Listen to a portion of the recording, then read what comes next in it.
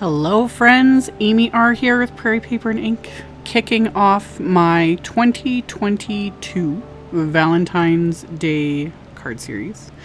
If you're unfamiliar with my Valentine's Day series, most of the cards I make are not specifically Valentine's Day. I love this series because I've kind of turned it into more generic. I'll do Valentine's themed, love you themed, that sort of a thing, but I kind of prefer to make them more like love you, thank you, open-ended generic, you know? Because yeah, it's just more fun that way. It gives me a billion more options. So, for these cards, I am starting with, I did Arches watercolor paper, and I trimmed some down.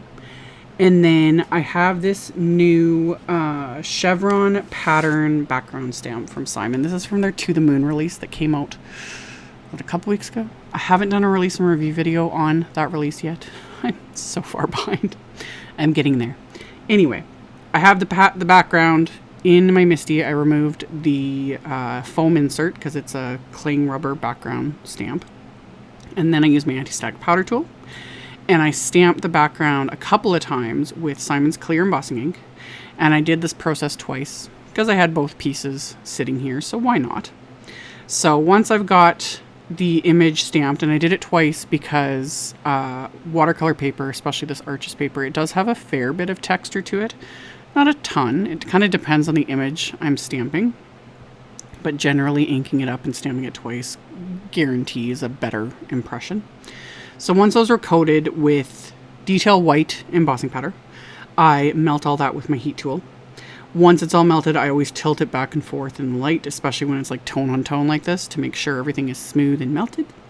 And then I taped these down to a hardboard, and then discovered that my brush wasn't clean. So that's my own fault. So quickly sopped that up with paper towel. Rinsed out my brush again, and now it's clean. So I just heavily, this is also why I tape these down, because a lot of times I'm just too lazy to tape my, whatever I'm watercoloring down. But I purposely did that this time because taping it down helps keep the paper flat as it gets soaked and dried and it doesn't warp. So I heavily covered these in clean water. And then after I did that, I have my little Prima Classics palette here. Any watercolors will work for this, or you could use distress inks or oxides, anything. I haven't used these in a while, so I was like, I'm going to use these. And I'm still in a rainbow mood, so be prepared to see a ton of rainbow combo cards, because who doesn't love rainbows? And also, I'm just kind of already really fed up with just the whiteness and blandness of winter. So anyhow, I messily applied these watercolors over this background. This is a great way to experiment, especially if you haven't done much watercoloring or it's intimidating, that sort of a thing. Doing things like this, just simple geometric backgrounds, I've done a bajillion videos. They're all kind of similar in a sense. Stamping a background or heat embossing a background and then applying watercolor over it.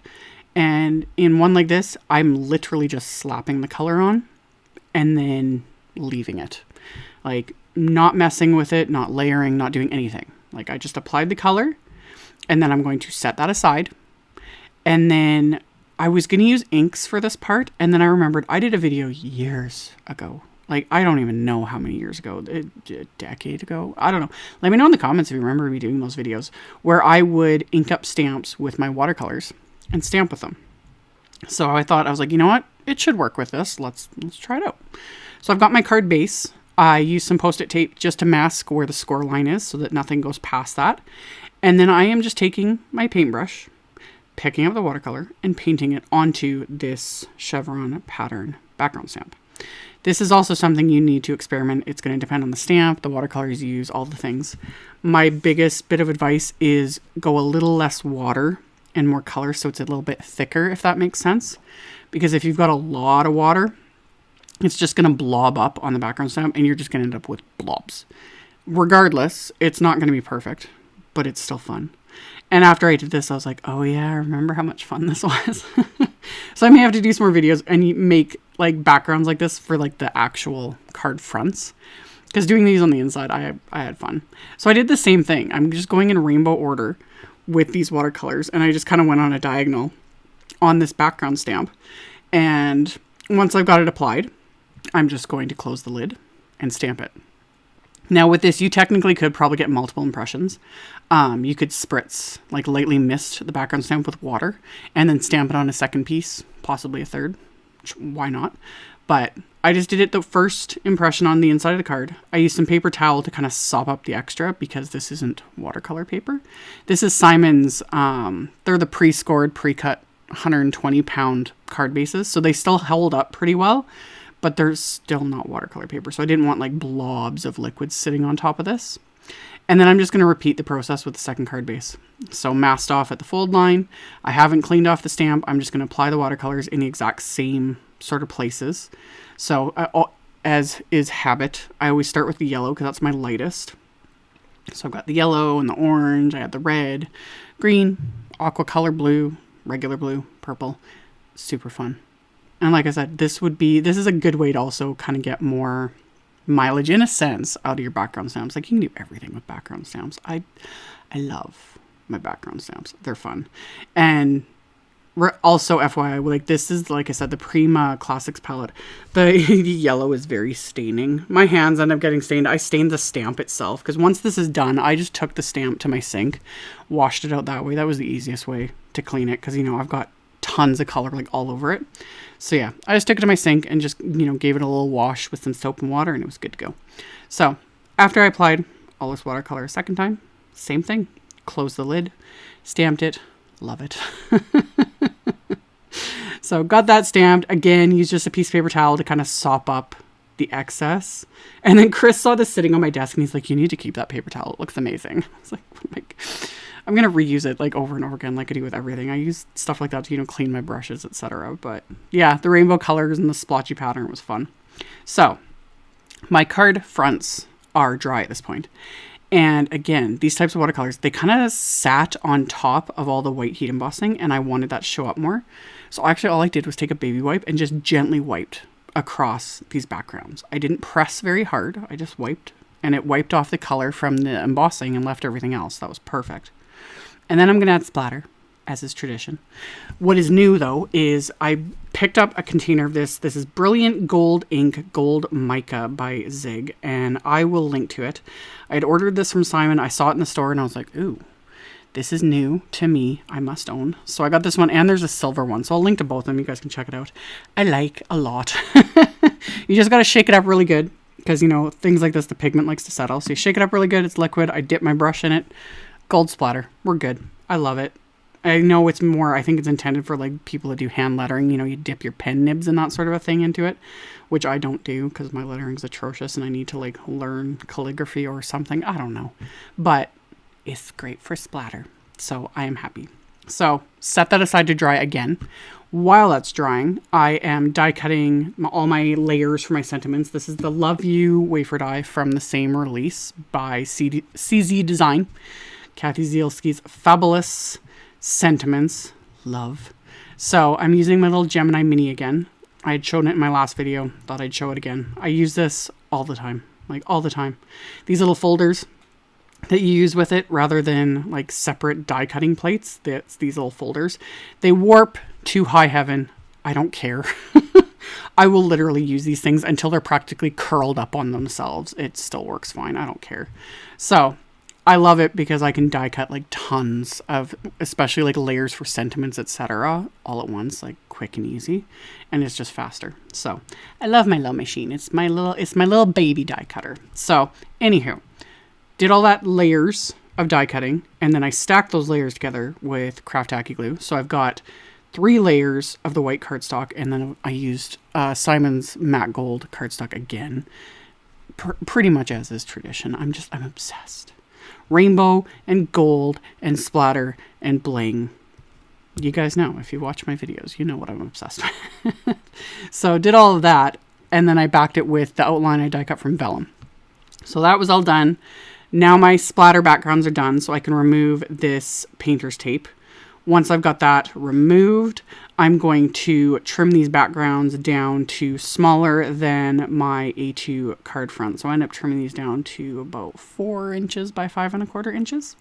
Just using my little guillotine trimmer. And then once I have these trimmed down, I was originally just going to adhere those die cut sentiments to this background, but decided to go big or go home and add even more dimension. I don't know. I was just in a mood. So I used my little Derice foam strips, and if you take the backing off of them, you can manipulate them in pretty much any direction, so it makes it really easy.